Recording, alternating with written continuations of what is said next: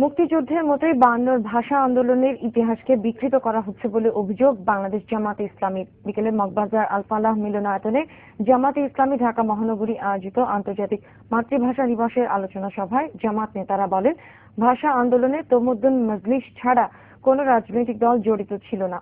আর এই তমুদ্দুন মজলিসের একজন সদস্য ছিলেন অধ্যাপক গোলাম আজম।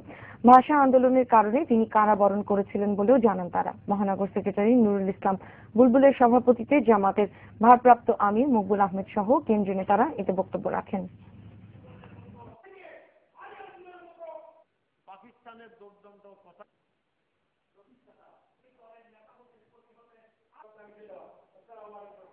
আওয়ামী লীগ বলেন, কমিউনিস্ট পার্টি বলেন, কোন দল সরাসরি দলগতভাবে ভাষা আন্দোলনে জড়িত ছিলেন না। এটা কেউ ইতিহাসে প্রমাণ করতে পারবেন না। যারা আজকে দলের নাম যুক্ত হয়ে ব্যক্তিদের কথা বলেন, এই ব্যক্তিরা সকলেই তমুদ্দুন মজলিসের সদস্য ছিলেন। যেমন নজরুল সাহেব ছিলেন, তোহা সাহেব ছিলেন, তেমনি গোলাম আজম সাহেবও ছিলেন। গোলাম আজম সাহেব ভাষা আন্দোলন 3 বার কারাবরণ করেছেন। আমি চ্যালেঞ্জে বলতে চাই, আজকে ভাষা আন্দোলনের জন্য ভাষা সৈনিক যারা ছাড়ছেন তারা 3 বার কারাবরণ করেন নাই। গোলাম আজম, রেজাকার, আলবদর, এখন ওইসব মার্কেট লুজ করেছে।